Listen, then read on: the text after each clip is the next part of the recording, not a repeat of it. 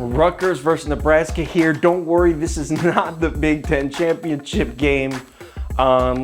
Nebraska, if you subscribe to this channel, you know Nebraska was one of the only games I lost last week. I thought they would cover against Minnesota. They didn't even come close. Minnesota had like 30-something players out with COVID or something crazy, and they just still handled Nebraska. But that was last week. This is this week. Nebraska versus Rutgers. Let's make a pick.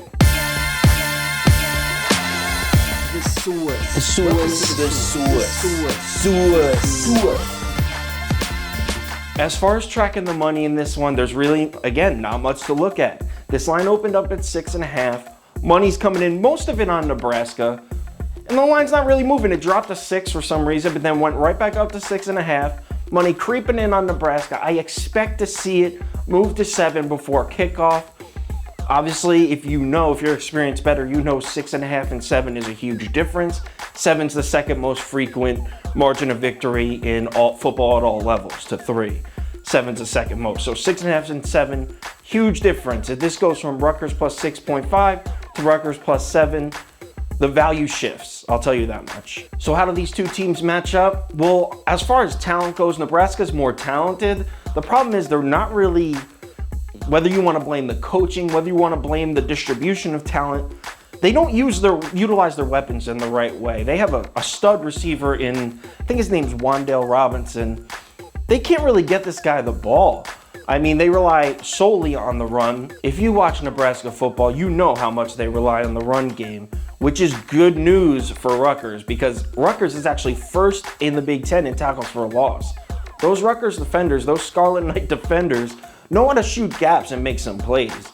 They're very good at forcing the opposing offense into 2nd and 12s, 3rd and 11s, into must-pass situations, which for run-reliant teams like Nebraska can make offensive play calling become really uncomfortable. Also, something to keep in mind, big news here, Nebraska's best offensive lineman, their left tackle, I forget his name, but he opted out of this game to prepare for the NFL draft. So Nebraska, already going to struggle against that Rutgers front 7, is going to be without by far their best offensive lineman. Something to keep in mind when making this pick. I usually don't like to bring up turnovers when making picks because turnovers can be at times a bit random. I know teams are good at forcing turnovers and some teams aren't, but as a whole, turnovers can be kind of random. But in this game, Rutgers have been pretty good at forcing turnovers when Nebraska's been having trouble holding onto the ball. So another thing to consider when looking into this pick. So what's the pick? I'm sure from this video you've already guessed it. I'm taking Rutgers, getting the points. I'm hoping to get it at Rutgers plus 7. Right now it's at 6.5, but with all this money coming in on Nebraska, Rutgers plus 6.5 I like. Rutgers plus 7 I would love. So if I were you, I would hold out on this one. Wait, check it about 15 minutes before kickoff. And if it's still 6.5, lock it in, Rutgers plus 6.5.